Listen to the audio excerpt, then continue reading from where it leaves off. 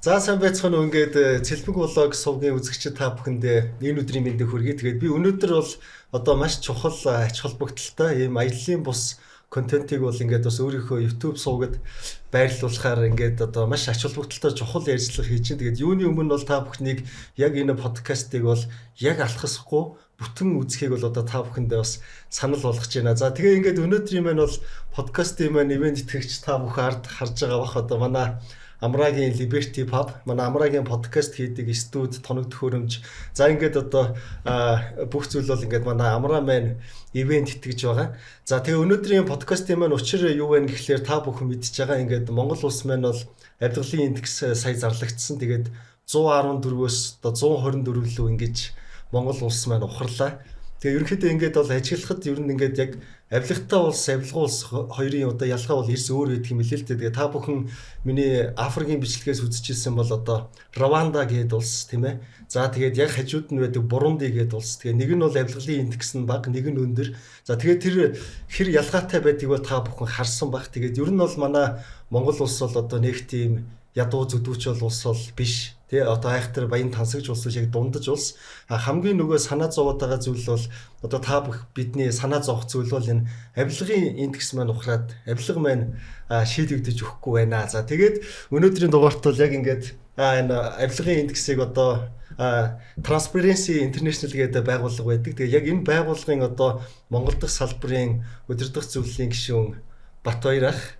За мөн тэгээд одоо Transparency International-ийн олон улсын одоо Монгол дахь салбарын маань хараат бус зөвлөх ингээд тэгш баяр гээ. За ингээд энэ хоёр судлаачтайгаа хамт ингээд яг яагаад Монгол улсын маань энэ авилгын индекс ингээд муудаад байна тийм ээ. За яг бид юуг өөрчлөх ёстой юм? Яагаад одоо сая бид нар юм 10 баяраар ухарваа гэдэг. За энэ хүрээнд бол ингээд ярилцах юм багмаа. Тэгээд ингээд урилгын минь одоо хүлээ авч ирсэн хоёр судлаачтай маш их баярлалаа. За тэгээд эхний асуултыг бол би Батбаяр ахаас асууя. За ингээд ийм тайлбарууд гарч байна. Сая Монгол улс авилгын индексээр хойшлонгууд тий. За энэ бол ингээд авилгын индекс наачин зүгээр төсөөллийн ийм индекс юм аа. Тэ яг ийм бас ажиллахтай байна. Энэ төрийн бас хариуцлагатай хүмүүс нь тийм өөрсдөө өмөрсөн юмнууд яриад байна шүү дээ. Нэгтэж хоёрдож болохоор яг энэ Transparency International-ийн одоо ингээ Монгол улс 124 л ингэж ухарч орж ирж байгаа нь энэ авилга ихтэй байна гэсэн үг юм уу? Эсвэл авилгын эрсдэл өндөртэй байна гэсэн үг юм уу? За тэгээ энэ дээр та нэг ихлээд одоо ярилцаж санал бодлоо хэлж өгөөч. За би 2014 оноос Transparency International байгууллагын гүйцэтгэх захирлын ажиллаж ирсэн 21 он хүртэл. За тэгэд одоо тузын гишүүний ажиллаж байгаа мөн одоо халдвар төвчин судлалын үндэсний төвд яг нийгмийн эрхлэлтийн чиглэл өөрөх мэргэжлийн ажил ажилладаг. За ер нь бол 2014 оноос бид бол авилгын индексийг бас Монгол улсад одоо Transparency International байгууллагын Монгол дахь салбараас зарлж олон нийгэд улс төрчдөд бол мэдээлэл тогтмол хүргэж байгаа. За авилгын индекс нь өөрөө ер нь бол энэ Transparency International байгууллага анх одоо 20 гаруй жилийн өмнө байгууллагахдаа одоо анхад нэвтрүүлсэн юм шинжилгээ ухааны үндэстэй индексжүүлсэн авилгыг хэмжиж байгаа одоо ийм шинжилгээ ухааны үндэстэй одоо аргачлал гэж ойлгож болно. Тэгэхээр авилгыг яагаад хэмжих ёстой вэ гэдэг дээр бүр эхлээд одоо бас мөн Transparency International-ийн өөрийнх нь байгуулсан түүхтэй нь холбогдох хэрэгтэй. Анх энэ байгууллага байгуулсан Германы болон олон улсын хэд хэдэн эдийн засаг нар бол бүгд дэлхийн банкд ажиллаж ирсэн. Тэгээд Дэлхийн банк маань өөрөө бол ер нь гол зорилго нь ядуурлыг бууруулах зорилготой байгууллага шүү. Тэгэхээр ядуурлыг бууруулах чиглэлээр ажиллаж ирсэн энэ олон эдийн засагт ягаад энэ байгууллагаасаа гараад энэ олон улсын хэмжээний ийм авилгатай тэмцдэг төрийн бус одоо иргэний нийгэм байгууллага байгуулсан. Тэр нь бол авилгыг бууруулахгүй бол тухайн улс орны ядуурл буурахгүй байна гэдгийг ойлгосон тоо. Хоёрдугаар болохоор авилгааг хэмжих ёстой, хэмжиж чадахгүй бол одоо тавилгатай тэмцэж чадахгүй гэдгийг ойлгосон учраас авилгыг хэмжих ийм индекс энийг бол гаргаж байгаа. За энэ бол ойролцоогоо 13 одоо ийм институтууд юм болон одоо бизнесийн байгууллагууд үнэлгээ явьж байгаа. Тэгэхээр энийг бол илүү нэг англиар бол экспертүүдийн үнэлгээ гэж хэлдэг. Тэгээ эксперт болон бизнесийн үнэлгээ гэж нэрлэдэг байгаа. Тэгээ экспертүүд нь ихэвчлэн чиглэлээр ажилладаг судлаачид улс төр банк санхүү хөрөнгө оруулалтын чиглэлээр одоо үнэлгээ хийдэг хүмүүс байгаа бол бизнесийн байгууллагууд нь тухайн улс орнд бизнес эрхэлж байгаа болон одоо олон улсын бизнесийн байгууллагууд байна гэсэн. Тэгэхээр энэ дэр үндэслэж бол одоо авилгыг хэмжиж байгаа гэсэн. Тэгэхээр авилгын индексийг хэмжих нь ямар ач холбогдолтой гэхээр ер нь бол авилгыг бид хэмжснээрээ тухайн улс оронд одоо байгаа асуудлыг гаргаж ирэх боломжтой болчиход байна. Тэгэхээр авилгын индексээс бидний харж ирэх жишээлбэл одоо энд байгаа хамгийн чухал үзүүлэлт бол тухайн улс оронд одоо бизнес болон улс төрийн одоо ийм бүлэглэлийн асуудал байна уу? За тухайн улс оронд одоо непотизм гэж ярьдаг те. Одоо гэр бүлийн нөхдүүд одоо бизнес улс төрийн хэмжээнд одоо асуудлыг шийдэж гинүү гэдэг юм уу? За тэгээ одоо тухайн улсын төсвийн одоо төсвийг батлахад тийм ээ бол авилгын нөлөө орж гинүү. За дээр нэмээд одоо тухайн улсад авилгатай тэмцэх ёстой гол байгуул болох аудитын байгуул, авилгатай тэмцэх газар, цагдаагийн одоо байгуул, хууль хандах байгуул, хууль тогтоох энэ байгууллагууд нь авилгатай тэмцэх одоо чадвартай хараат бус институт бол бэгдсэн байна уу? Мөн тухайн улсад одоо бизнес хийж байгаа компаниуд авилгын одоо асуудал өртөж гин үү? Тэд нар яаж үнэлж гин гэдэг өөрөлдвөл ийм байдлыг харах жаа. Гэхдээ авилгын индекс юу хэмждэг гэхээр тэр хувь хүн одоо жишээлбэл төрийн боловсролын салбараас туслан үйлчлэг авахтаа, эмнэлгийн туслан үйлчлэг авахтаа авилга өгсөн эсхийг бол энэ индексээр хэмжихгүй байгаа мөнгө угаалт зэргийг. Тэрийг бол илүү одоо corruption barometer буюу өөр шалгуур хэмжиж байгаа. Тэгэхээр ийм ялгаатай байна. За баярлалаа. За тэгэхээр тэгш хоёр судлаачаас одоо тантай яг бүр индекстэй яг холбогдуулж нэг зүйл асуух гэдэг. Сая ингээд Монгол улс маань ухарчихлаа тийм ээ. За яг яагаад юу нь болохгүй байсан юм бэ? За энэ асуултанд хариулахаас өмнө түрүүчийн асуултанд чинь бас давхар хариулъя гэж бодож байна. Авилгын төсөөлийн индекс гэж юм imagination юм уу төсөөлөл юм уу те хий юм хараад тэгээ тэр нь ингээд төсөөлөгдөөд тэгээд үнэлэгддэг идэв үгүй юу гэдгийг бол бид зайлшгүй ойлгох шаардлагатай. Авилгын төсөөлийн индекс гэдэг perception гэдэг үг бол эрсдлийгээ бид үнэлж байгаа байхгүй. Өөрөөр хэлбэл авилга яг тэдэн төгрөг танаад авилгын мөнгө эргэлдэж шүү. Яг тэдэн төгрөгөөр авилга өгсөн байна, авсан байна гэдэг тоог бодит тоон дүнгээр бид илэрхийлж чаддгүй. Авилгын төсөөлийн индексээр юу үнэлдэг вэ? Ийм авилга үүсэх эрсдэл чинь танаа улсад хэр зэрэг байгаа юм бэ гэд тогтолцооны үнэлгээ байхгүй. Тэгэхээр энэ тогтолцоо буюу эрсдэл нь манай улсад өндөр байна л гэсэн. За энэ учраас энэ эрсдлийгээ бид нар одоо шууд ингээ бодитоор тоон дүн хэлж чадахгүй учраас эрсдлийгээ бид нар perception буюу төсөөлөл гэж хэлж байгаа шүү. За түүнээс одоо бусад улс төрчдийн одоо өнгөрсөн 5 жил хэлж байгаа шиг те авилга их илэрлээ. Тэгэн гутал иргэд одоо айгүйх авилгатай юм байна гэд иргэдийн төсөөлөл нь одоо өөрчлөгдөхөөр энэ авилгын төсөөлийн индекс нөлөөлдөг тийм юм огт байхгүй. Авилгын төсөөлийн индекс бол нийтдээ 8 их сурвалжаас одоогийн байдлаар бол гарч штэ. Тэгэхээр энэ 8 их сурвалжаас иргэдийн төсөөллийг авч иргэдээ санал асуулга авч иж гаргадаг нэгч одоо үнэлгээ их сурвалж байхгүй. За энэ яагаад бид муудаад байгаа юм бэ гэдгийг харахын тулд энэ 8 их сурвалж юуг яаж үнэлдэг юм бэ гэдгийг бид задлж харах хэрэгтэй байхгүй. За муу мэдээгөл бид 10 хэдэн жил яг юуг яагаад үнэлээд аль хэсэг дээр унаад байгаа гэдгийг бид мэддэггүй байсан. За 2022 оноос байна уу да авилгын индексийг бид задлж гаргаж ирсэн байхгүй. За задлж гаргаад ирэхэд авилгын индексийн 8 одоо их сургуулж эсвэл заримдаа 9 болдог, заримдаа 7 болдог тийм. Манай хувьд за энэ их сургуулийн хүрээнд нийтдээ 6 бүлгээр үнэлэгддэг юм байна. 6 бүлэг дотроо бол нөгөө улс төрийн тогтвортой байдал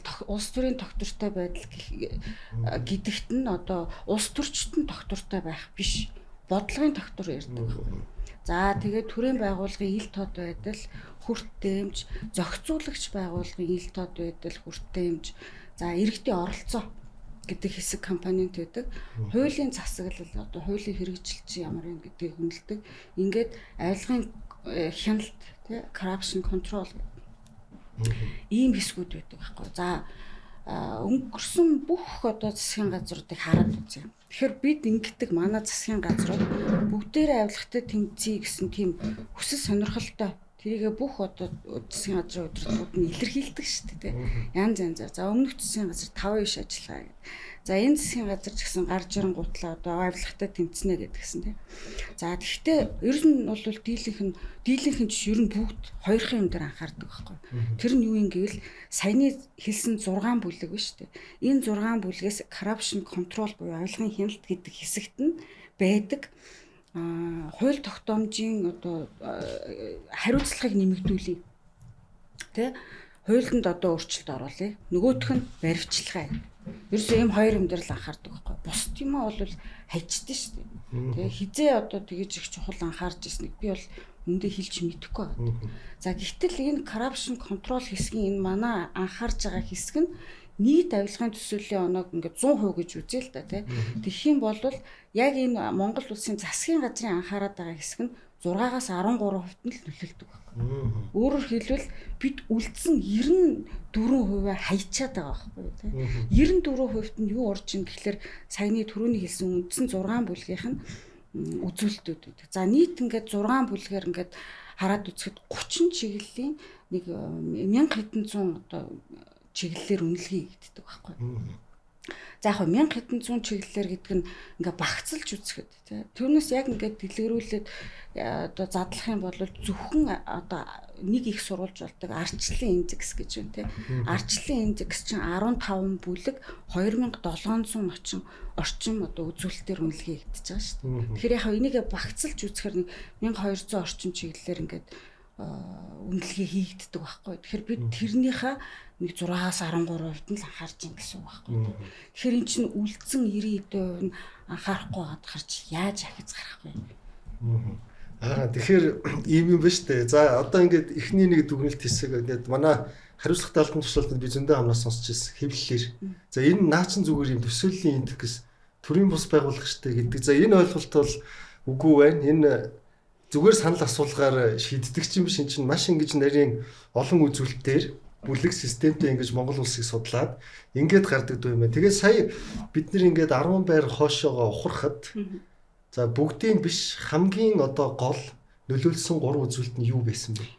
За хамгийн гол нөлөөлсөн 3 үзүүлэлт гэх юм бол нийт 8 их сурвалжийн 2 одоо бизнес эрхлэгчдээс авдаг одоо үзүүлэлтүүд байгаа тий тодруулдаг. За энэ хоёулаа өмчлөө. Авилга өгөөд байна гэсэн үг тий бизнес хийхэд экспорт хийхэд гэсэн санаа юу? За зөвхөн авилга өгөөд байна ч биш. Ер нь бизнес эрхлэх орчин нөхцөл чинь байхгүй байна. Энэ төр гэдэг нэг институт бүтэц чинь яах ёстой гэвэл зөвхөн бизнес эрхлэгчдийг бизнес эрхлэх дэд бүтцийг нь бий болгох ёстой үүрэгтэй функц байхгүй юу? Гэтэл одоо манай нөхцөлийг ингээ хараад үзэхээр төр нь өөрөө бизнес рүү орчлоо шүү дээ. Тэгэхээр хувийн хөвшил яаж юм гэхэлэр төртөөгөө өрсөлдөх хэрэгтэй болоод байгаа байхгүй. За гэтэл төрийн татаас дэмжлэг маш өндөр байгаад байна тий. За тэгэхээр энэ татаас дэмжлэгтээ өөрсдөө энэ хөрөнгө мөнгөө одоо энэ тэндээс төсвөөсөө ч нэг татаж авч гин төрийн эмчит компаниас аач нэг татаж авч гин ийм их одоо санхүүгийн дэмжлэгтэй байхад хувийн хөвшил хөгжих боломж байхгүй байгаа юм л та. За энэ одоо байхгүй байгаа гэдгээ энэ бизнес эрхлэгчид чинь өөрсдөө энэ одоо судалгааны дүнгээр бол гаргаж ирээд байгаа байхгүй. Түүнээс биш одоо энэ зөвхөн төрийн албан хаагчдын ч асуудал биш, зөвхөн авилга өгж авж байгаагийн ч асуудал биш. Яагаад бизнес эрхлэгчдийн одоо энэ үнэлгээ чухал байдаг вэ гэхэлэр бизнес эрхлэх хувийн хөвшлийг дэмжих нь өөрөө авилгыг бууруулах нэг функц байхгүй, нэг элемент байхгүй. Тэгээ яг энэ элементээ бид нар ерөөсөө тэгж харахгүйгээр хувийн хөвшил гэдэг бол нэг бие даасан салбар. Тэрэнд нь одоо авилга өгж авдаг бол тусдаа шийднэ. Төрөд нь бол нэг ийм асуудал гарахт нь тусдаа шийднэ гэж ангилж хараад байгаа боловч асуудлын мөн чанар нь яадгүй гэхэлэр энэ бол хоорондоо холбоотой. Өөрөөр хэлбэл бид хувийн хвшлийг хэдий чинээ дэмжиж өөрийг нь бие даасан төрөөс хамааралгүйгээр ийм болох тусам нөгөө талдаа яах вэ гэхэлэр хувийн хвшлээсээ шахалт ирдэг байхгүй төрдөө те та нар ийм ч стандартыг хэрэгжүүл ийм одоо compliance одоо хэрэгжих шаардлагатай гэд хувийн хвшлээсээ манлайлгаар төрлөөгөө шахалт хийх нь иргэний нийгмийн байгууллагын одоо өгж байгаа шахалттай зэрэгцээд төр нь өөрөө яг одоо хүссэн хүсээгүй энийг хийдэг байх нь л да өөрчлөлт гаргадаг байх нь. За тэгэхээр энэ дид бүтэц гэдэг юм дээр хувийн хвшлийг дэмжих ямар ч дид бүтэц бол одоо улам муудаад байна гэсэн. Энэ үзүүлэлт нь зөвхөн нэг индексээр биш, хоёр ч индексээр гараад ирчихсэн. Гол нөлөөлсөн тэгвэл эхний шалтгаан бол бизнесийн орчноо дэмжээ төвөгтэй байна, тийм ээ. Энэ байдлаасаа болж бас юм бизнес эрхлэх одоо яг энэ дотроо юу нь хамгийн их чухал эмзэг байна гэхэлэр зээл. Зээлийн хүү гэдэг юм дээр хамгийн их. За одоо тэгвэл зээлийн хүү чинь яагаад өндөр байгаа юм? Зээл нь яагаад олдцгүй байгаа юм гэдэг нь юугаар харагддаг гэхэлэр яг энэ авилгын төсөөлийн зэгсийн 3 эрсдлийн үнэлгээ байгаа байхгүй. 3 эрсдлийн үнэлгээний 2 нь унчиж байгаа байхгүй. За энэ ямар учиртай юм гэхэлэр 3 эрсдлийн үнэлгээ маань ер нь бол ингээ улирал тутамд хийгдээд хагасжилтээ ингээд хэвлэгдээд гаргадгийг нь бүтэн жилийнхийг нь бид нар авч одоо ашигладаг тий оноог нь. За гэхдээ үүнээс гадна энэ нөгөө нэг тогтмол хийж байгаа эрсдлийн үнэлгээнүүд нь яг Standard & Poor's, Moody's, Fitch гэдэг ингээ 3 зээлжих зэрэглэлийг тогтоодог одоо институтууд байна шүү дээ. Тэгэхээр эдгээр 3 институт чинь Монголд хурж ирээл, Монголыг үнэлээл, зээлжих зэрэглэлийн тогтоогод байдаг байхгүй. Энэ авилгын төсөөлийн индекст ордог 3 эрсдлийн үнэлгээг чи аваад тэгээд зээлжих зэрэглэлийг нь тогтоох одоо тэнд нь ямар өөрчлөлт оруулах уу гэдгийг шийддэг байхгүй. За тэгэхээр өөрөөр хэлбэл бизнес эрхлэх орчин муу байна гэдэг үнэлгээ гарлаа те бизнес одоо зээлийн хөв одоо өндөр байна, зээл олдохгүй байна гэдэг ингээд энэ талтаа гарч ирэхэд энэ яагаад ямар учиртай гэхээр нөгөө эрсдлийн үнэлгээнд дэр чинь бид нар унчиж байгаа байхгүй. Эрсдлийн үнэлгээ маань унах тусам бидний чинь одоо нөгөө эрсдэлтэй газар руу хөрөнгө оруулалт хийхэд зээлийн хөв өндөр л шүү дээ. Энэ бол зүгээр тогтсон ойлголт байхгүй. Эдийн засгийн ойлголт байхгүй. Тэгэхээр энэ зээлийн хөв нь өндөр байна. За дээрэс нь зээлжих зэрэгэл манай улсын зээлжих зэрэглэлийг нь тогтоож шүү дээ тэр байгууллагууд. За сая зээлжих зэрэглэл оны өмнө өссөн баг зэрэг. За гэтэл яагаад энэ эрсдлийн үнэлгээнүүд дуунчваа гэж юм те. Тэгэхээр макро эдийн засгийн үзүүлэлтүүд өссөн байхгүй манай улсад те. За нүүрсний бодит хэмжээ, тон хэмжээ өссөн шүү дээ. За хэдийгээр нүүрсний одоо үн буурсан ч гэсэн тон хэмжээ өссөн те. Тэгэхээр энэ нөгөө үзүүлэлтүүд маань бол хийгдсэн улирлынхаа үнэлгээний төгсгөлөөр зээлжих зэрэглэлийн үнэлгээнд бол импакт үзүүлж байгаа байхгүй. За гэхдээ одоо бол бид эдийн засаг төсөв одоо менежмент тэгж ярих юм бол хил галийн асуудал, квотын асуудал тийм энэ асуудлаа яаж менеж хийж ийн гэдг нь эрсдлийн үнэлгээндээ тусгагдана. За тэр тусгагдсан эрсдлийн үнэлгээ нь эргээд яах нь зээлжих зэрэглэлийн үнэлгээнүүдэд импакт үзүүлдэг байна. За тэгэхээр үндсэн хоёр юм нь энэ удаагийн одоо авилгын эрсдлийн үнэлгээгээр бизнесийн орчин муу байна. Энийг огт дэмжихгүй, дэд бүтцээ бий болгож чадахгүй. Нөгөө талд нь зээлжих эрсдлийн үнэлгээгээ бид огт анхаарч чадахгүй байна, тийм. Тэгэхээр одоо энэ хоёр үндсэн хоёр асуудлаас болоод ухрах гол одоо үндсэн шалтгаан энэ жилийнх дээр бол юм байна. За тэгээд Батбаяр судлаачийн хувьд болохоор таач одоо яг энэ Transparency International байгууллагын гүйцэтгэх захирлаар одоо бол өдөр төх зөвлөлийн гишүүнээр ингээд их олон жил би таныг баг хоёулаа 2017 онд танилцчихсан. Тэгээ яг ингээд харахад одоо ер нь Монгол улс цаашаага авилгаа багасгахыг тийм ээ гэх юм бол мэдээж маш олон асуудал байгаа. Хамгийн гол зүйл нь юу байна вэ? Одоо нөгөө бүхлийг шийдвэл бүхнийг шийднэ гэж бас үг байдаг шүү дээ. Гол яг та асуудлуудыг нь нэгт, хоёрт, гуравт бид ингэх ёстой гэдэг байдлаар та нэг тайлбарлаад өгөөч. За 2018 онд яг одоо сая тэгшээ зөвлөх хийлсэнчлэн нөгөө жидүүгэн зээлийн асуудал хэрэгжижсэн чинь тэр үед бас яг мөнгө цэлмэг залуучууд бас яг жидүүдэд тэмцэх асуудал төр бас нэлээд манлайлж оролцоод Transparency International байгууллагаас бас авилгатай тэмцэгч залуучууд олгодог шагналыг бас гардуулж ирсэн. Тэгэхээр сая хэлсэнчлэн ер нь зээлийн асуудлаас ахгуулаад бизнесийн орчингийн асуудал нь манай тулгамдчиад байгаа. Жишээлбэл одоо нэг компани байлаа гэхэд хөнгөлөлтөө зээл авахын тулд авилга өгөх хэрэгтэй болчих. За хоёрдугаар нийгмийн даатгалын шимтгэлээ төлөөгүй тохиолдолд нийгмийн даатгалын шимтгэлийн байцаагч орж ирээд торгуул бичээд эсвэл шууд авилга нэгж шít. За дараа нь татврын байцаагч орж ирээд торгуул бичээд дахиад авилга нэгж. Юусээ бод байдал юм байна. За гуравдугаарт нөгөө бизнес эрхлэгч минь одоо тусгай зөвшөөрөл авдаг үйлчлэгээ эрхлэх гэвэл одоо барилгын тусгай зөвшөөрөл барилгаа барих гэхэд нь дахиад мэргэжлийн хяналтын одоо барилгын байцаагч орж ирээд энийг өг ингээд эсвэл авилгахгүй байдлаар ингээс ийм тогтолцооны маш том авилга бол бүх одоо шатанд бий болцсон учраас бизнесүүд одоо оршин тогтнох ийм асуудал бол тулгымцсан асуудал болчиход байна. Нөгөө талаас болохоор бид нөгөө манай улсын одоо гол авилгатай тэмцэх өстой чухал байгууллага авилгатай тэмцэх газар гэдэг үг хэлсэн тийм. Авилгатай тэмцэх газрын хөндлөнгийн үнэлгээг тэгш байр зөвлөх бид бол 2019 9 онд авилгатай тэмцэх газартай хамтраад яг олон улсын аргачлалаар хийж исэн. Тэгэхээр авилгатай тэмцэх газрын хараат бус байдал, удирдлагын томилж байгаа одоо хуулийн эрх зүйн орчин, санхүүжилт энэ бүх байдлуудыг судлаад үзвэл авилгатай тэмцэх газрын одоо хараат бус юм хүч институт байх тэр эрх зүйн орчин одоо бол улсын хурл бүрдүүлж өгөөгүй байна. Зөвлөмжийг нь бид хөргүүлсэн байдаг, тэнд бүрдээгүй байдаг.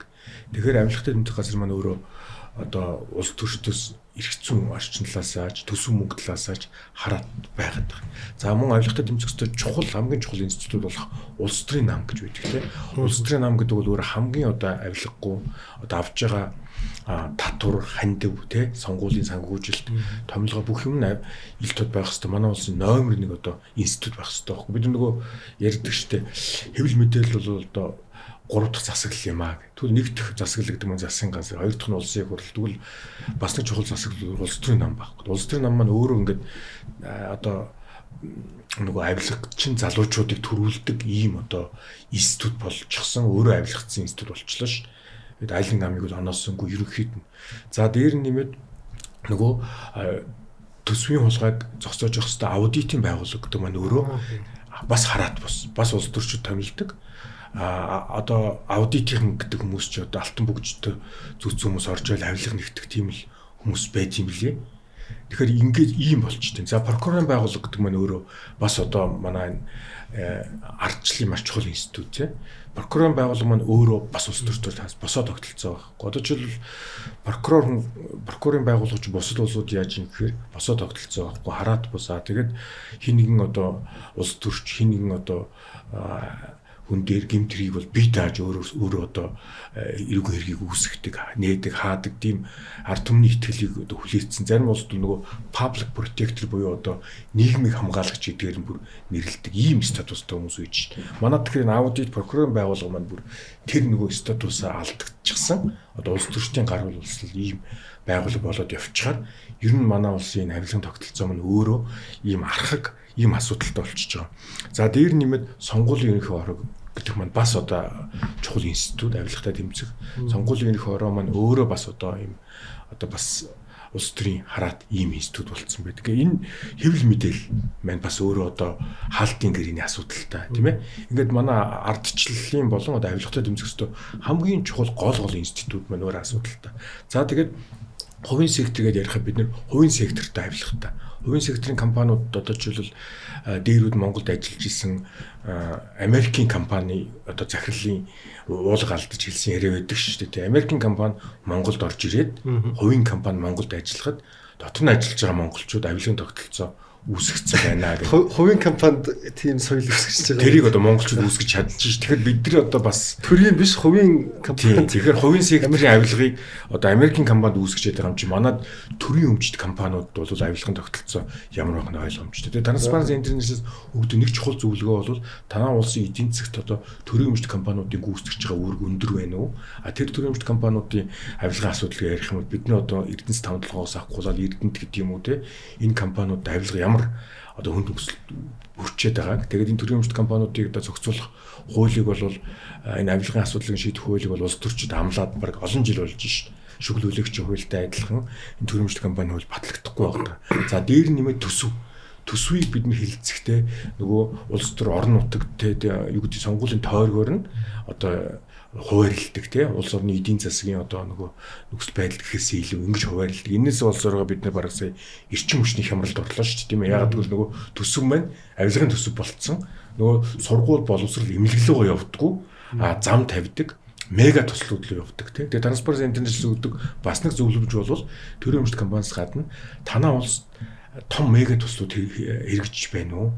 Энэ мега туслын ард бол хамгийн том авилгалууд явдаг. Энэ зөвхөн монголч биш. Ер нь мега тусл ба авилга, төрийн өмчт компани ба авилга гэдэг бол Transparency International байгууллагаас Монголд хандж хилдэг. Дэлхийн бүх улс орд хилдэг. Яг бол улс төрч нэг том иддэг байхгүй юу? Одоо Монгол мөнгө Америкт бол мега туслууд сая доллараар нь шүү дээ. Сая доллараар нь Монголд бол тэрбумаар иддэг. Тэгэхээр улс төрчид одоо том мега туслыг санаачилж гаргаж ирээд тийм ээ. Тэрнийхээ ард бол их хэмжээний авилга иддэг гэсэн үг. Тэгэд Монгол бас ажилд амьдарч байсан бас англи хүн бол хошигнж ийсэн шүү дээ.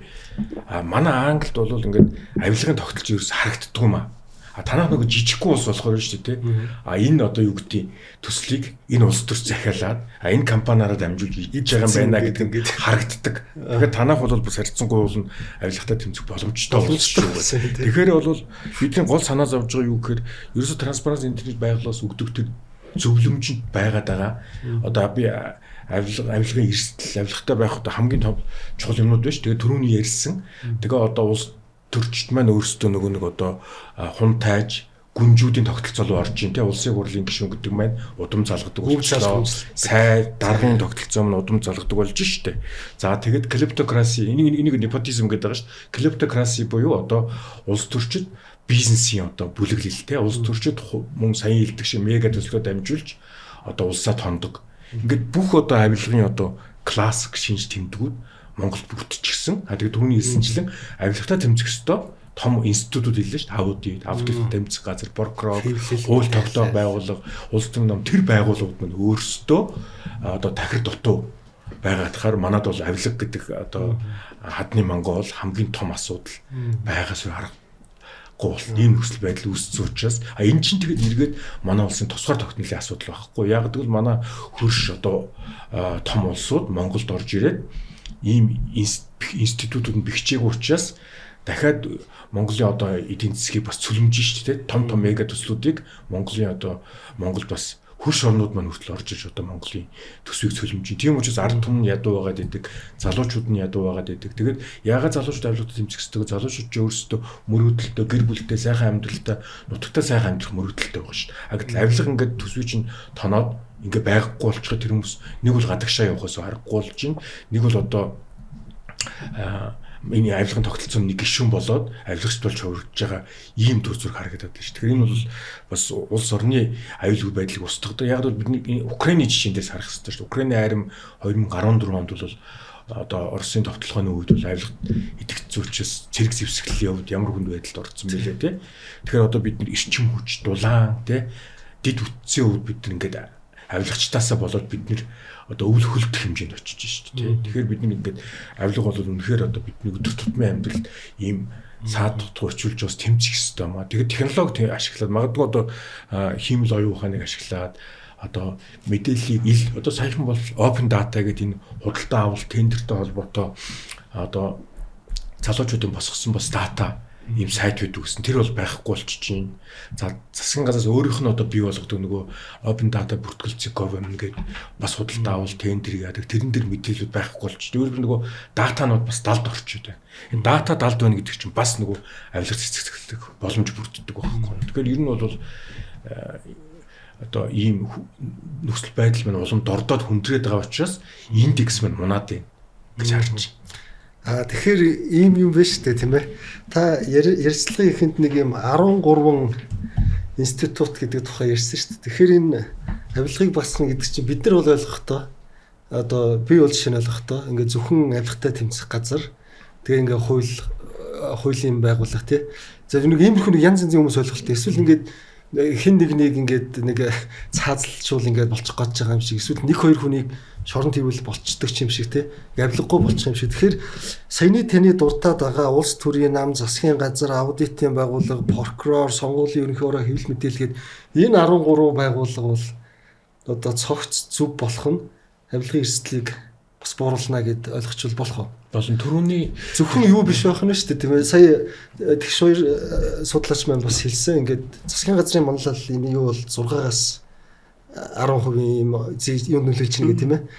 Тэгэхээр ийм юм байна. Манайхаа одоо хэвлэл мэдээлэл хүртэл ордог юм байна. Иргэн ордог юм байна. Хувийн хвшлэнж ордог юм байна. Прокурорын байгууллага аудит гэдэг. Эн чинь бол ийм цогц асуудал юм байна. Тэгээ энэ дундаас бол тэгш хоёр судлаачаас асуух гэсэн. Одоо хамгийн гол нөлөө бүхий эхний одоо 3 институтууд нь аль юм бэ? За авилгатай тэмцэх газар, улс төрийн нам, засгийн газар гэдэг ингээд дараалал нь явж шүү дээ. Би бол ингэж институтээр нь хармааргүй. Би юугаар харах уу гэхээр яг индексээ бид нар эцсийн зорилгоо индексээ сайжруулъя гэж харж байгаа юм бол 6 бүлгээрээ л харах хэрэгтэй. 6 бүлгээрээ харахаар яавал индексийг одоо сайжруулах вэ? Богино хугацаанд гэж бодъё те. Тэгэх юм бол 2 арга байдаг.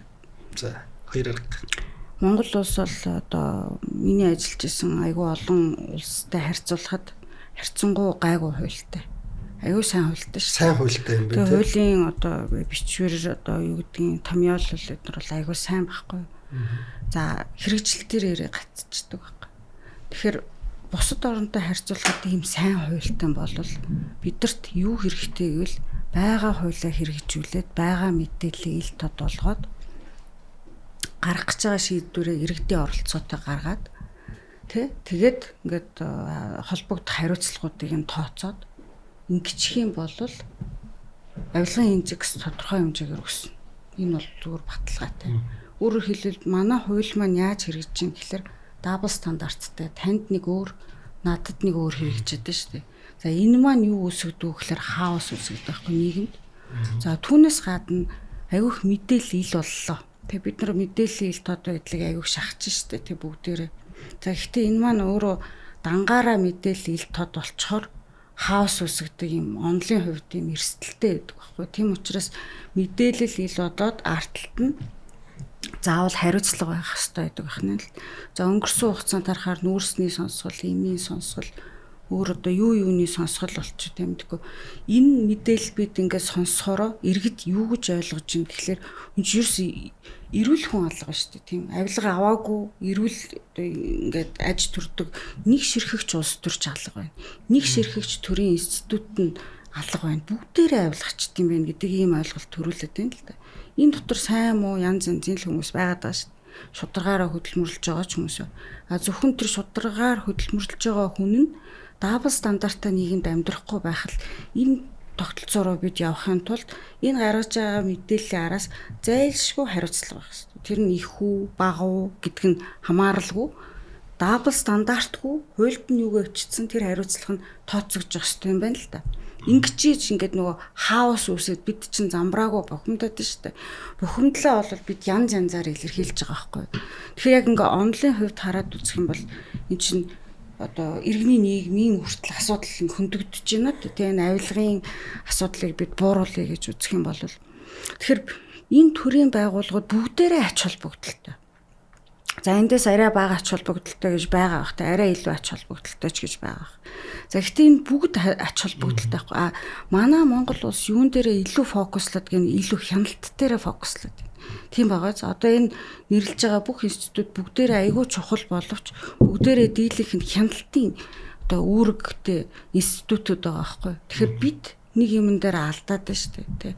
Хяналтын үүрэгтэй институт нь ийм олон хэрнээ тэгвэл хариуцлага нь хаана байгаа юм бэ гэдэг асуудал чинь. Одоо ингээл телевиз үзэж хахад ч юм уу эсвэл сайт мэдээллийг харахад нэг тийм даргаыг баривчлаа. Сая эрчим хүчний салбартай холбоотой нэг одоо төрийн нарийн бичгийн дарга болов баривчлал өнөөдөр одоо жишээлбэл суллаа гэлтэж шүү дээ. Өчтөр бас нэг том хүнийг эрүүл мэндийн шалтгаанаар болоод ингээд гадуур байцаахаар болж байна гэдэг. Энэ мэдээлэл гарах тулд тоолонд иргэд чинь бухимдал үүсээд хаос үүсгэж байгаа байхгүй. За зүүн нь бол яах ёстой гэвэл бид нар одоо яг энийг одоо хууль тогтоомжтой асуудал байгаа мó ирэх барьж байгаа шийдвэр гаргаж байгаа хүмүүстэй асуудал байна уу гэдгийг бол цогцоор нь харах хэрэгтэй. Ийм системтэй чейн байдлаар ингэж харах хэрэгтэй байна шүү дээ. Тэгэхээр хууль тогтоомжтой асуудал бол бий. Бид нар одоо эрүүгийн хуулийг шинжлэх, сайжруулах ийм одоо асуудлууд бол байна. Ялангуяа өнгөрсөн 5 жилийн хугацаанд яаралтай гормоор нийт 43 хууль батлагдчихлаа. Тэгээ энэ 43 хууль яаралтай гормоор батлагдана гэдэг маань 43-ла бидний одоо мэдэх эрхийг зөрчсөн гэсэн үг байхгүй. Эдийн засгийн аюулгүй байдлыг хангах гэдэг одоо нэрийн доор 43 хуулийг батлахад бид нар судалгааг нь хараагүй, судлагдаагүй, өөрөөр хэлбэл огт судлахгүйгээр хууль бичээд тэнцээ тавьсан байна гэсэн үг шүү дээ. За энэ дотор эрүүгийн хууль тавих гэж байгаа байхгүй. Хоёр ч удаа энэ яаралтай гормоор батлагдахдаа судалгаагүй, олон нийтийн хилэлцүүлэггүй, судлаачдын одоо шинжээчдийн дүгнэлтгүй ийм хуулийг оруулж ирээл баталж штэ. Үр дагаварт нь юу болж ийн гэд харахаар жишээдтэй сайхан бэлэг гэдэг хүн бол ерөнхий сайд байсан хүн те. За энэ хүнийг баривчлална гэдээ одоо бөөн яриа гарсан штэ. За сайхан бэлэг гэдэг хүн ороод ирээ. Тэгээ одоо тэр хүнийг баривчлаад ингээ шууд ялыг нь оноогоод одоо хүмүүсийг хүсэж байгаагаар шүү дээ. Ингэх одоо нөхцөл байна уу гэд харъя л та тий. Байхгүй. Яг гэвэл тэр хүн улс төрт нөлөө бүхий этгээд тооцогддог байсан. Одоогийн хуулиар нийтийн албан тушаалын сонирхлын зөрчлийн хуулиар улс төрт нөлөө бүхий этгээд тооцогдохоо болчихж байгаа байхгүй. За тэгэхээр энэ хуульчид өмгөөлөгч гэдэг хүмүүс ажилгүй суугаал энийгээ мэдэхгүй байна гэж байхгүй шүү дээ. Эрүүгийн хуульд өөрчлөлт оруулахдаа улс төрт нөлөө бүхий этгээдийг хөөн хилцэх хугацааг нь байхгүй болголоо гэд баахан попорсон шүү дээ. Манай хууль зүйн яамнаас. Тэгээд тэгээ байхгүй болгоцсон бол энэ хүнийг орж ирээд баривчлах гэхлээр хуулийн зөрчил гараад ирдэг байхгүй. Нийтийн албанд нийтийн болон хувийн ашиг сонирхлыг урьдчилан сэргийлэх тухай хууль, нөгөө талдаа эрүүгийн хууль, энэ талд нь авилгын хууль гэдэг, авилгын эсрэг хууль. Тэгээ энэ гурван хуулийнхаа цогц байдлыг бид нар харж чадахгүй. Яг одоо практик дээр мөрдөн шатлах ажил дээр сууж байгаа мөрдөн байцаагч тэнд нь хяналтыг нийж байгаа прокурор хоёр энэ хүн дээр одоо хариуцлага тооцох одоо эрх зүйн хэмжээнд хүрэхгүй байхгүй юу? Тэгээд бид ингээ хүрэхгүй ийм эрүүгийн хуультай сууж иж тэгээд одоо энэ улс төрт нөлөө бүхий этгээдээ бүгдийг барай хойроо шийтгээ гэд ингээд яриад нөөдүүлэн гадагшаа гарч явдаг нь өөрөөр хэлбэл тэр хүмүүс нь хуулийнхаа цорхойг олж хараад байна шүү дээ. Бид энэ дотроо суучаал тэгэл ороод ирэх юм бол барина гэд. Тэгэхээр эрүүгийн хуульд бол бид одоо эрүүгийн байцаан шийдвэрийн хуульд тийм энэ хуулиудад бид бол юу юм өөрчлөлтүүдийг бол одоо яралтаа оруулах, сайжруулах юм шаардлагууд бол хууль тогтоомжууд байна. За гэхдээ түрүүн хэллээ тийм нөгөө хэрэгжилт нь дабл стандарттай байх юм бол энэ бол утгагүй байгаа. За манай хууль сахиулах байгууллагууд яаж нэгэл selective justice буюу сорчилж юм. Тэ шудраг ёсыг тогтоохтой сорчлоод байна шүү дээ. За тэгээ сорчлоод ингээд сугалдаг байхгүй. Альва мэдээлэл хин нэгэн байдал давуу байдал үүсгэх гээд ингээд сорчлоод сугална шүү дээ. За энэ мэдээлэл нь олон нийтэд харахаар яах вэ? Дахиад нөгөө талдаа хаос үүсч эхэлдэг байхгүй. Тэгэхээр бид энэ хаосыг л бууруулах хэрэгтэй. Энэ хаосыг бууруулж иж бид ямар нэгэн байдлаар нийгэмд итгэл үүсгэх хэрэгтэй байхгүй. Тэгэхээр энэ хаосыг бууруулахын тулд яах вэ гэхээр давын өмнөд бид энэ хуулиа байгаагаар нь л хэрэгжүүлмээр байна. Байгаагаар нь хэрэгжүүлж ин гэдгийг харуулмаар байна. Тэ ил тод нээлттэй харуулмаар байна. Олон нийтийн хилцүүлгийг хийхэд альва шийдвэр гаргахдаа нийтийн одоо хилцүүлэг энэ хуулиндаа за 3 хуулинд байна шүү дээ. Тэгээ 3 хуулинд заагдсан байгаа юм нь хэрэгжихгүй байхаар би өөрөө эрхээ эдэлж чадахгүй байхаар бухимддаг юм аа мэдээ. Энэ чи зөв ёсны хэрэг байхгүй. Тэр бид ийм энгийн юмн дээр алдаад байна. Энгийн юмаа бид засаад залруулж иж дараагийн шат руугаа орно. Түүнээс биш энгийн одоо энэ дабл стандартгүй хэрэгждэг хууль ингээ байсаар байтал энэ дээрээ бид анхаарч чадахгүй, хэрэгжүүлж чадахгүй. Одоо бүр ингээд сансрын юм амлсан ч болно шүү дээ. Ер нь бол сансрын юм амладаг үсттэй. Үе үеийн засгийн газар заримдаа зочиж унмаар амлалтууд гаргаал байдаг шүү дээ. Тэгээд тэр нь хэрэгжих нь хаана вэ? Тэ? Тэгэхээр бид ийм энгийн юмн дээр алддаг учраас сансрын юм амлаад чинь нэмэргүй л. Нэг тодруулж нэмж асуугатай. За хууль бол яг бас боломжийн гэхдээ өөрчлөлт шаардлагатай гэж шүү дээ. Тэгээд хэрэгжилтийг бий болгохын тулд за одоо ингээд зүгээр ажиглахаар ингээд хэвлэлээр сэтгүүлч юм ингээд за хаанаас ч юм ингээд мэдээлэлүүд гарч ирж байгаа. Тэрийг тэгээ хулгайлчлаа ингэчлээ гэх үнэн зөв мэддэхгүй. За тэгэхээр ингээд чи нөгөө төрийн өндөр нийтийн албан тушаалтан бол нөгөө АТГ шалгаж эхлэв шүү дээ. Тэгээд яг энэ ингээд хэрэгжилт явахад ер нь ингээд ерөнхий объемоор нь харуул одоо АТГ шин прокурорын хяналтанд үйл ажиллагаа явуулдаг байх. Зүгээр миний ойлгож байгаагаар зөв буруу. Тэгээ шүүх рүү шилжүүлнэ. Тэгээ шүүхийн шийдвэр гардаг тийм ээ. Тэгэхээр ер нь энэ нэг ерөнхий объемоор нь харуулсан процессын хаана нь илүү манад ингэж дабл стандарттай алдаа хаана илүү голчилж гардаг юм бэ? Би бол харахтаа хоёр газар байна. Тийм төрийн уучлаарай. Заримдаа харахад ингэж за баривчлаа гэж байгаа төртэй. Тэгэл мартаал байхгүй болчиход байгаа хөөх. Энэ яг хаана алга болчиход идэх юм бол. Аль хэсэг нөгөө прокурорын байгууллагын ёс зүй хариуцлага тий тэр талаар ярих хараат бус байдал талаар ярьсан. Тэгэхээр мөрдөн шалгах гүйцэтгэх ажиллагаа явуулах байгууллага нь авилгатай тэмцэх газар тий. За энэ дээр бол сорчилж ийн нэгдүгürt хоёрт нь одоо хууль эрх зүйн хувьд бол сайжруулах шаардлага байна. За авилгатай тэмцэх газрыг орхи дараагийн шатнд прокурорын байгууллага дээр очисон одоо том хэрэгүүд байна те. Яагаад буцчлаа гэдгийг иргэд мэддэггүй байхгүй юу? Тэгэхээр өөрөөр хэлбэл тэнд нэг прокурор шийдвэр гаргаад байна шүү дээ. Авилгатай тэмцэх газрын оруулж ирсэн саналыг харснаа үгүй энийг хэрэгсэхгүй болгоно. Энийг одоо цагаадахнаа. Энийг одоо болохгүй энийг харьяаллын дагуу шилжүүл. Энэ шийдвэрүүд чинь прокурорын байгууллагаас гарч байгаа байхгүй. За гэхдээ прокурор ингэ чинь яагаад шүүх рүү шилжүүлээд, яагаад цагаатгаад, яагаад хэрэгсэхгүй болгоод байгаа шийдвэр нь байхгүй. Өөрөөр хэлбэл мөрдөн байцаагчийн тэнд ингээд бүх материал нь процесс нь ингээд тэнцээ бичүүлэлтэй ингээд байж идэг байх нь прокурор яагаад хэргийг буцаасан, хэргийг одоо шийдэхгүй байгаа, яагаад гэдэг үндэслэл биш үү? Тэр прокурорын үндэслэл нь хаач байдаг байхгүй, ил байхгүй. Тэгэхээр судлагддаггүй. За хуульд сахиулах байгууллагууд нь хоорондоо авдаг юм уу? Тэрэг бол би мэдэхгүй байна. Тэгэхээр хоорондоо авдаг байсан ч бидэнд бол өгөхгүй байхгүй. Тэгэхээр тэнд прокурорын байгууллага дээр ил тод байдал хангахдахгүй байна. Хариуцлагын асуудал байна. Тэнд илүү их найраа явагдаж байна. Ямар нэгэн хэрэг прокурор дээр байх магадлал өндөр байна гэж байгаа юм байна тий. Яг бүгд биш л дээ. Нэг объемор нь харуул. Объемор нь би бол ингэж авилгатай тэмцэх газар дээр ч асуудал. Энд чинь selective justice гэдэг чинь шудраг биш шүү дээ. Тийм биз дээ. Энд чинь яагаад тэр хүн энийг мөшгөхгүйгээр сурчлаад биш үү? Сурчилж ин гэдэг чинь өөр айгүй шудраг биш байгаа. Хараат байгаагийнхоо. Тий, хараат байгаагийн илүү нөгөө улс төрийн оролцоо томилгоонд байна тий.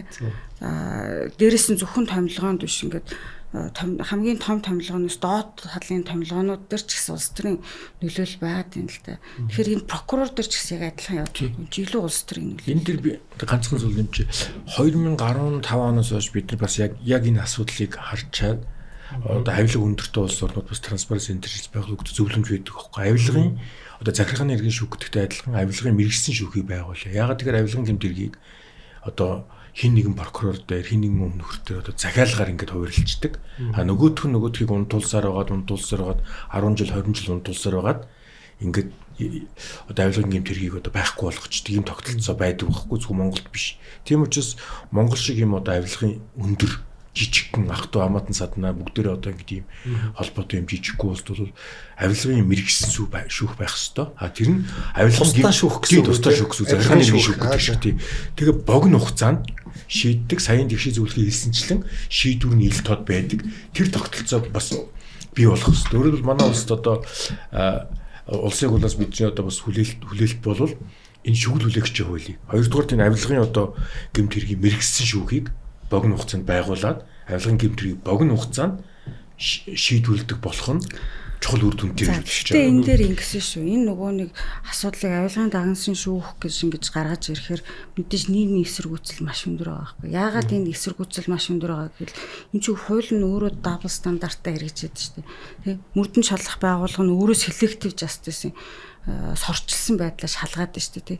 Ийм байгаа нөхцөл байдал дагнсан шүүхийг байгуулах юм бол жинхэнэ хонгил үүсгэнэ гэж ингэж үзэж байгаа. Тэ иргэд болвол тэ.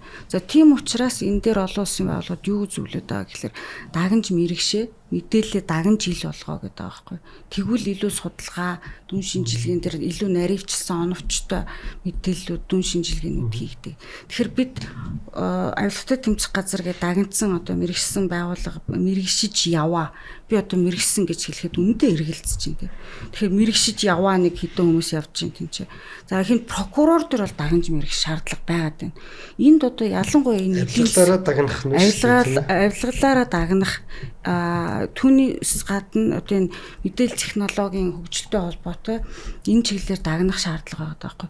Засаглал одоо жишээлбэл энэ IT-тэй холбоотой, авилгатай холбоотой энэ асуудлаар дагнж мэрэгших шаардлага. Тэгэхгүй бид өөрсдөө хоцрогдод шүү дээ. Ямар мэдээллийг нотлох баримтад тооцож болох вэ гэдгийг мөрдөн шалгаж байгаа хүмүүс нь гүйцэтгэх ажиллагаа явуулж байгаа хүмүүс нь хараад энэ бол нотлох баримтын хэмжээнд тооцогдох юм аа, баримт бичиг мөн байна гэд авч чадахгүй байгаа ийм нөхцөл байдал байна шүү дээ. Тэгэхээр бид өөрсдөө дагнж мэрэгших шаардлага. За үүнээс гадна шүүгч дагнж мэрэгших шаардлага байна.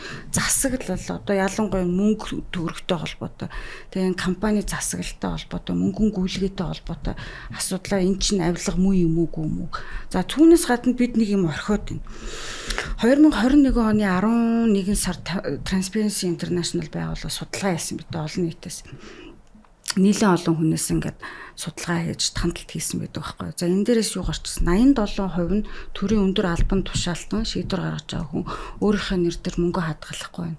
87 одоо хувь нь тэгж үзсэн байх нь шүү дээ. Тэгэхээр ерөөсөө иргэд бүгд мэдээд байгаа байхгүй. Бид цөөхөлөө учраас ингээд хамаатан сард дээр хамаарал бүхий тэгээд холбоотой этгээдийн нэр дээр одоо мөнгө хадгалсан. За манай эрүүгийн хууль дээр бол яг энэ үндэслэхүй хөрөнгөжих гэдэг зүйл заалтай. Тэгээд эн чинь өөрөө нийтийн албан тушаалтанд хамааралтай байхгүй юу. Тэгэхээр нийтийн албан тушаалтан биш тэгш баярын үндэслэхүй хөрөнгөцсөн дээр энэ нөгөө шүүхтэр очихоор нотлох баримтын шаардлага хангах нэг юм айгүй хүндрэл үүсгэдэг. За ийм учраас одоогийн байдлаар үндэслэхүйгээр хөрөнгөжих гэдэг одоо хэрэгээр жишээлбэл өнгөрсөн онд 20 хүрэхгүй л хэрэг биш үү те. Тэрний өмнө 7хон хэрэг биш үү те. Тэгэхээр энэ үндэслэхүйгээр хөрөнгөцсөн гэдэг бид бүгд нүдэн дээр хараад байгаа байхгүй тийм биз дээ. Энэ чинь эхнэр нь тийм чи одоо гүчи зүг бэр нь тийм ч одоо мундаг машин авлаад гэл те. Тэгэхээр нөгөөдхөө бид нэр ингээ батлах нотлох үндэслэхүйгээр хөрөнгөцсөн шүү гэдгийг шүүхтэр нотлох баримтын шаардлагын хэмжээнд хангахад энэ прокурор авилгатай тэмцэх газар гэдэг энэ хоёр асуудалтай л та. Гэхдээ энэ хоёр байгууллагад дэмжлэг хэрэгтэй байгаа даа.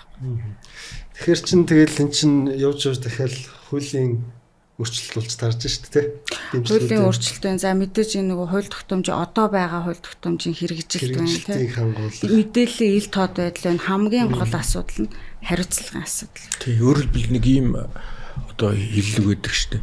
Сайн хууль бол ерөөсөө ажлын 10%, хэрэгжилт 90% гэж үздэг байхгүй. Тэр тэгшээ зөвлөх хэлсэнчлэн бид нар хууль баталчаад хэрэгжих механизм хийж өгдөг тийм сул талууд байгаа. Бид нар жишээл улс төрийн намын санхүүжилтээр бид нар бас яг Transparency International-ийн аргачлалаар судалгаа хийж яхад бол нөгөө сонгуулийн ерөнхий ороо бол тэр нэг ханд улс төрийн намын ил тод байдалтай асуудлуудыг нь илрүүлдэг. Гэхдээ хариуцлага тооцдгүй тийм дүр зураг ажиглагдаад байгаа байхгүй. Жишээлбэл бид бас бидний хийсэн бас нэг чухал судалгаа бол энэ нөгөө бизнесийн орчин дээр бас бид нэр Transparency International-ийн аргачлалаар бас судалгаа хийсэн. Тэгэхэд бол үндсэндээ ямар асуудал харагдаж ирсэн гэхээр Монголд бид нэрлээ ш бизнесийг орхицсан орчин байхгүй байна. Татвар одоо даатгал тусгай зөвшөөрлөлтөд дандаа авилга байгаад байдаг. Одоо хамгийн сүүлд шүүхийн шатан дээр очихоор дахиад одоо шүүхийн шатан дээрээ бас авилгын асуудалтай ингээд ийм дүгнэлтүүд гараадсан байхгүй. Тэгэхээр ер нь бол одоо ямар хүлээлтүүд байгаад нэг гэхээр улсын хурлаас бол одоо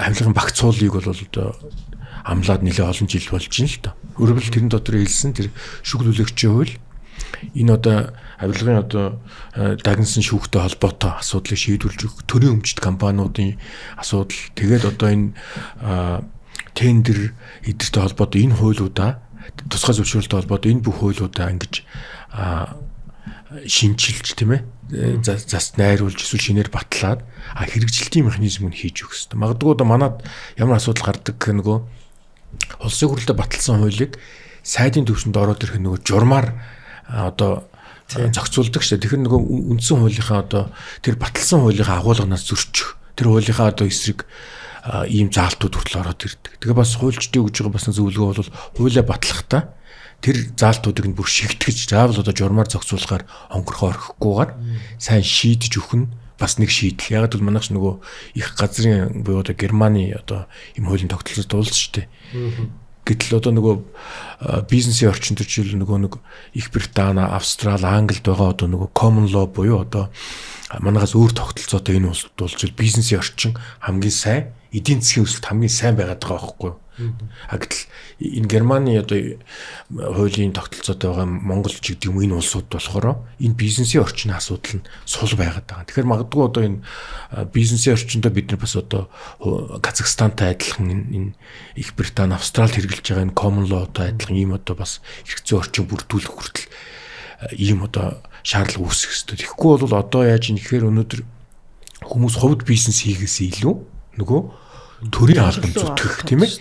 Тэгээд нөгөө түрүүн хэлдэг шиг төрийн албанд ороод одоо богино хугацаанд одоо амьдралаа сайжруулж байгаа ийм нөгөө дүр зургууд харагдаад байна шүү дээ. Тэгэхээр одоо бид нар чинь ер нь л буруу замаар яваад байгааг ийм бас нэг тод жишээг харж байгаа. Тэгээ хамгийн гол нь энэ улсад ирээдүйн залуучууд ч тэгээ залуучууд маань өөрсдөө буруу үлгэр дуурайлыг өдөр тутмын сошиалор, хэвлэл мэдээлэлээр аваад байгаа. Ийм сөрөг. Тэгээд зүгээр бас ийм юм билээ л дээ. Яг Transparency бас энэ талаас нь бас нэг зүйлийг хардаг болов уу? Одоо ингээд хүний нэг тийм ёс зүй гэж юм байна шүү дээ. Одоо энэ бүх салбарт одоо хэвлэл мэдээлэл байна уу, улсын хурал, улс төрийн намын ёс зүй ерөөсөд ингээд дотроосоо энэ болохгүй шүү дээ гэж ингээд сэтгэгдэн юм нэг ёс зүй боловсрал те. Энэ тал дээр сая би тэгж бас нэг бодсон байхгүй. Та нөгөө гадаад Америк хувийн компани Монголд орж ирээд тэр чинь ингээд нэг авилгачулчаад шүү дээ хувийн хвшилт. Энд чинь бас хүний ёс зүй асуудал байгаа байхгүй юу те. Жишээ нь ингээд гадаа нэг юм ингээд тавиад орхицсон байхад энэ цагийн дараа байж хуугүй юу? Чи бас л ёс зүйтэй хамааралтай камерын хяналтаас гадна. Тэгэхээр энэ үндэсний ёс зүй боловсрол бас энд давхар нөлөөлдөг үү? Энэ дээр би бас нэг жишээ дурд хоёулаас энэ талаар ярьжсэн. Ер нь бол Англи би нэг 10 гаруй жил амьдэрсэн. Тэгээд би Английн хөлн бүгч ойлгомжтой шүү дээ. Улаан карт, шар карта өгöd ингэ асуудлаа шийдэж явчихдаг. Тэгээд би энэ Англи бол хөлн бүгрээ залуучуудаа хүмүүжүүлдэг байхгүй юу? Эдийн засгт нь ч бас нөлөөтэй.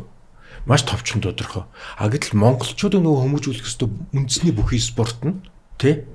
Яадгүй гэхээр начин зааны цол нь авилгаар явж идэг. Нөгөө шүүх ёстой бүхчүүд нь нөгөө бүхний шүүгч нар нь одоо нөгөө бүхийнхөө иргэшээлд байж идэг. Тэнд одоо нэг тийм маш муухай тогтолцоо байгаад байгаа байхгүй авилгацсан тогтолцоо. Авилгатай тэмцэх газар нь одоо бүр аргаа аваад энэ бүхүүдийг нөгөө начны тохироогоо яаж хийж байгааг мөнгөө шилжүүлж нэг хяналт тавиад явж штэ. Тэгэхээр үндэсний спорт нь авилгачихсан тий. Улс төрийн нам нь авилгачихсан тий. Бизнес нь авилгачихсан. Нөгөө энэ орчин чинь залуучуудыг ингээд айгу буруу хүмүүжүүлэлтийг гаргаж ирээд байгаа байхгүй. Тийм. Тэгэхээр бид нөгөө сошиалд одоо хараад байгаа шүү дээ. Японд юм уу? Японч л хүүхдийг одоо хүн болох нөгөө хүлгээсэ гэдэг те унганаасаа гэдэг шиг 2-3 настайгаас нь хүүхдүүдийг хүний хүндэлдэг, хүнтэй мэдлдэг, хүнд талархдаг те буруу зүйлийг шүүмжилж чаддаг тэгж хүмүүжүүлж шин. Бид нар чинь ямар тогтолцоо байж ихэр чинь нөгөө дунд сургуультай тийм ээ одоо баячуудын хүүхдүүд явдаг сургууль, ядуучуудын хүүхдүүд явдаг сургуулийн ялгаатай энийг бол социологид бол нөгөө social segregation гэж нэрлэдэг юм л да. Юу гэхээр нийгэмд асар том баян усны ялгаа бий болгоцсон. Тэгээд залуучууд нь нийгмийн үнэлэмжийн мөнгө санхүүгээр юм үнэлдэг нөгөө үнд зүйл байхгүй болцсон. Ийм тогтолцоо бүр сургууль цэцэрлэгээс бий болгоод байна. Гэтэл нөгөө авилгагүй одоо энэ авилгын индексийг тэргүүлж байгаа Дайн гэдэг юм уу, Япон гэдэг юм уу энэ улсууд чинь залуучуудаа бүр хар багаас нь сургаж байгаа байхгүй. Тэгээ бид нар энэ залуучуудын сургуулийн хүүхдүүд дундах нөгөө нэг бас Save the Children-тэй хамтраад сургуулийн хүүхдүүдийн дундах нөгөө нэг авилгын талаар ойлголт юмыг нь судалгааг бас хийж исэн 2019 он санагдаж байна. Тэгээ тэр судалгаа хийгээд үзэхээр бас яг тийм төрөөр харагдчихсан. Хүүхдүүд нөгөө ангийн дарга болохын тулд ангийнхантаа баг ахуул өгч जैन, багшлаа ахуул өгч जैन, эцэгхийн зөвлөгөөд ингээд ерөөсө сургууль цэцэрлэгээс авахгүй л бид нар одоо авилгачдыг бэлдээд байгаа юм зүрх. Тэгэхээр энийг бол нөгөө бидний youth integrity буюу одоо залуучуудыг авилгаас ангид хүмүүжүүлэх тэр тогтолцоо мөн өөр явах хэрэгтэй. Гэтэл ингээд сошиалороо дамжуулаад бид нар буруу хүмүүжүүл яваад байгаа учраас одоо бид нар хүүхдүүдэд хүртэл буруу хүмүүжүүлээд гэж хэлж байна. Энд дээр би нэг жишээ хэлэх үү. Өмнөх авилгатай тэмцэх үндэсний хөтөлбөр гэдэг нэг ихтэн 6 жил хэрэгжсэн байдаг байхгүй юу? 10 хэдэн оноос үлээд 16 оноос л. За сүүлийнх нь бол 21 онд батлагдсан. За тэгэхээр энэ үндэсний хөтөлбөр дээр жишээлбэл 50000 хүн сургана гэдэг байхгүй юу? За энэ бол соён гэгэрүүлэх ажил маш чухал үйл чухал тий 50000 хүн сурах юм байна гэхээр бид нар юунд анхаарсан бэ гэхлээр манай нэг үндэсний хөтөлбөр хэрэгжүүлж байгуулга нь хүний тоолчдөг байхгүй. За 4999-аас одоо нэг энэ өөрөөр хэлбэл сургалтын контент чанар юу өгж байгаа гэдэгт хин ч ач холбогдохгүй шүү дээ. Хэрэг мөнгөний аваад хичээлийн заах нь тэнд нэг хүнд хэрэгтэй байгаа тийм. Тэгээ өөрт нь мөнгө аваад ажиллах нь нөгөөх нь ингээд мөнгөний төлчөө тэгээд нэг юм сургалт хийсэн гэдэг нэг 50000 yes гэдэг ингээд чеклээд 50000 болгох нь чухал байгаа байхгүй. Тэгэхээр энэ сургалтын контентын асуудал, чанарын асуудал гэдэг маань маш чухал одоо асуудал болж байна. За үүнээс гадна одоо үнэлгээнүүд маань одоо тоо хөцөлтөхөө болсон байхгүй. Одоо энэ авилгын эрсдлийг үнэлж байгаа энэ үнэлгээнүүд маань тооны араас хөцөлтөхөөс илүү чанарын одоо үнэлгээнүүд хийгдэг болж эхэлж штэ. Өнгөрсөн бараг 5 жилийн хугацаанд ингээд чанарын үнэлгээ рүү шилжиж эхэлж. За чанарын үнэлгээ рүү шилжихээр бид нар жишээлбэл авилгатай тэмцэх үндэсний хөтөлбөр гэдэг энэ хөтөлбөрийг 6 жил хэрэгжүүлэхдээ 30 орчим тэрбум төгрөг зарсан байна. Тэ 30 орчим тэрбум төгрөг 5 орчим сая Америк доллар зарсан байна шүү дээ. Тэгэхээр энэ их мөнгө ингээд зарчаад засаглал, авилга гэдэг сэдвэр хин зөвлөгөө үзүүлсэн өгсөн бэ гэдгийг нь хараад үзэхэд тэнд химийн багш тавих гэж байгаа байхгүй. Тэр хүн би одоо энэ Монгол улсад авилгыг бууруулахад одоо зөвлөж чаднаа, тэ энэ улсыг хөгжүүлэхэд би хувь нэмэр оруулж чадна гэж өөрийгөө үнэлсэн биз дээ тэнд нэг хүн. Тэрийг нөгөө мэрэгжлийн байгууллага энэ хүн чадах юм байна гэд аваад мөнгөний нөгөө тэр хүнээр одоо зөвлөгөө өгүүлээ те сургалтаа хийлгүүлээд ийм процесстэй л явж байгаа. Үр дүнгийн тэгэхээр бид нар харахаар яаж үр дүнтэй байх вэ гэдэг. За тэгэхээр энэ чанарын үнэлгээ рүү нэгдүгээр чиглэж чинь. Хоёрт нь гэвэл Монгол гэдэг одоо ямар ч улстай бол адилхан биш ээ. Америк, Канада, Швейцар, Дани хинтээ ч адилхан биш. Бид өөр ингэсэн онцлогтой нийгэм, соёл, хүмүүжил, ёс суртахуун, хүлээж авч байгаа байдал, тэр итгэл багийн тоглоом, ганцаарчилсан тоглоом гэдэгтээ хүртэл бид нар шал өөр байхгүй. Энд чинь хүүсээр ялгагдахаас гадна бид нар чинь нийгмийн хөгжлөөрөө ялгагдчихж байгаа шүү дээ. Бид социализмаас ингээд арчлал руу шилжээд 30 хэдэн жил болж байна тий 30 хэдэн жил болж штэ. Тэнд бид нар 200 жилийн түүхтэй улсын эдийн засагт нь сайн жишээ болсон сайн жишээг авчираад өнөөдөр Монгол руу оруулаад сайн жишээ нэвтрүүлнэ олон улсын сайн туршлага мөршлөг. Тэгэхээр чин тэр яаж одоо манай энэ хөрсөнд нэвтрэх вэ те яаж буух вэ? Тэгэхээр би юу гэж хэлэх гээд ингээл бид ер нь юмн дээр дагнж мэрэгшмээр байна нэгдүгürt. Хоёрт нь дагнж мэрэгшихтэй энэ улсын контекстыг ойлгомоор байна. Хэрвээ энэ улсад амьдрах гэж байгаа бол тэр тоглоомын дүрмийг нь ойлгомоор байна тий одоо уламжлалт байна уу ямар байна хамаагүй тэр тоглоомын дүрмээ ойлгодог баймаар байна. Түүнээс биш одоо яг үннийг л хэлээ би одоо өнгөрсөн хугацаанд айгүй олон жил төрийн байгууллагатай ажиллаж явлаа тий одоо их гоё англи хэлтэй л хүмүүс байна тий. Гэхдээ Монгол улсын хөрсөө өөрсдөө ойлгоогүй яваад тийм тий. Тэгэхээр би ингэж хэлэхээр нөгөө илүү мэрэгжилтэй чадвартай туршлагатай хүмүүсээ илүү бид бодлого руу оруулах ёстой гэдэг зарчмыг бий барихаар одоо намайг англи хэлгүүл гэж боддог юм шиг үлээ л дээ. Гэхдээ яг одоо нөхцөл байдлыг хараад бусад орны нөхцөл байдлыг хараад харьцуулж үзэхэд яг тийм байгаа байхгүй. Их сайхан англи хэлтэй хүмүүс олон улсын сайн туршлага гэж их нэвтрүүлэх гэж үзэж байна. Энэ маань бол энэ олон жилийн ялгаатай хөрсөн дээр буудаггүй. За хоёрт нь бол тооны араас хөөцөлдөж байна. Бид үндэсний хөтөлбөрийг бол сая шинжлэхтэй чанарын үзүүлэлтүүдээр үнэлнэ гэдэг ийм юмыг явуулсан. За гэхдээ энэ үндэсний хөтөлбөр маань бас хэрэгжихгүй байгаа тийм. Тэгэхээр бид одоо надад бол ер нь жоохон туйлдах тал руугаа л би хандаад. За ойлголоо. Тэгээд бидний нөгөө ярьцлагын цаг бол одоо энэ хэд дуусж байна. Тэгээд ер нь бол маш олон бас харж байгаагүй үнцэг санаануудыг их сайн ойлгож авлаа. Тэгээд одоо тав эрт маань яг нэг энийг хэлчихгээд хэлж амжсангүй гэдэг үг юм уу? Эсвэл за одоо яг нөгөө шууд дид сэдвэр нь Монгол улс авилгаа багасхыг гэвэл яг энэ гээд одоо 3 ч юм уу 5 ч юм уу хамгийн гол гэсэн зүйлүүдийг ингээд шууд дурдаад за ингээд бүгдийнх нь ярьцлах өндөрлөгч. За танаас эхлэе. За Монгол улсын авилгын эрсдлүүдийг ингэж үнэлж үзэхэд ерөөсөн үндсэн 3 асуудал гэдэг байхгүй. За мэдээж тэр хууль тогтоомж мөхтөж бид өмнө ярьсан те. За гэхдээ улс төрийн намын санхүүжилт улс төрлөө бид маш их мөнгө хийж байна. Тийм учраас энэ улс төрийн намын санхүүжилтийг ил тод болох ёстой, хариуцлагатай болох ёстой, олон нийтэд нээлттэй болох ёстой, дүн шинжилгээ хийдэг болох ёстой. За үүнийхээ дагаад хоёрт нь бол энэ нөгөө томилгооны асуудал гэдэг байхгүй. Яг тэгвэл улс төрийн намын энэ сонгууль руу маш их мөнгө ороод байгаа учраас хэнийг хаана одоо шийдэл гаргадаг газар томилох вэ гэдэг нь чухал байгаа юм тий. Тэгээ энэ чинь одоо тэгээд нөгөө nepotism, clientelism те энэ асуудал руугаа ороод байгаа байхгүй. Тийм учраас энэ нөгөө томилгооны асуудлыг бид нар яг чадвартай хүмүүсээр томилохгүй болвол эргээд нөгөө шийдвэр гаргахтаа авилгатай ашиг сонирхлын зөрчилтэй асуудлууд байна. За ингээ 3 дахь асуудал нь төрийн өмчт компани бид нар одоо ерөөсөй байлмаар энэ нас одоо станц юу ч байсан тийм ээ. Үгүй зарим одоо яг олон улсын туршлагыг харахаар зарим юм дээр байд юм байлаа. Яг нөгөө стратегийн ач холбогдолтой холбоо шуудамж гэдэг юм уу те. Эрчим хүчний асуудал дээр бол төрийн өмчт компани байж болд юм. Гэхдээ төрийн одоо ийм 51% эзэмшээд менежмент хамаагүй өмч нь хэд байсан ч хамаахгүй тэр ингэдэг юм байна. Төр бол ерөөсөө нэг л юмараа оролцдог байхгүй. Төрийн хамааралтай төлөөлөн удирдах зүйлийн гишүүдэд томилол бусад бүх асуудал нь хувийн хвшлийн аж ахуйн нэг жишг явах хэвээр энэ бүтц рүүгээ бол одоо орохгүй бол энэ улс яг үнэхээр яг хэцүүдэх гэдэг юм л та. Тийм учраас бараг ингээд ер нь бол 49 хүртэл хувийг бол өвчлээд өнчөө төр бол мэднэ 51%. Дээр нь станц чинь ингээд нөгөө үйлдвэрлэх түгээх гэж байна. Бид нар ерөөсөө гэрээ хийчих ёстой шүү дээ. Тэгэл аюулгүй байдлаа хугацааны дараа тийм өгөөж бид аавь шүү гэл энэ өгөөжтэй гэрээ хийдэг юм уу яа гэвэл тэгэл энэ чаддаг менежментийг нь шилжүүлэх хэрэгтэй. Яг хаа энэ тал дээр бол төрийн одоо хийх гэж байгаа санаачлалыг бол бас айгүй эрсдэлтэй юмнууд яригдаад байгаа байхгүй. Тэгэхээр энэ сөрөг хүч нь бол илүү чадахчаасаа гэж би бас боддог.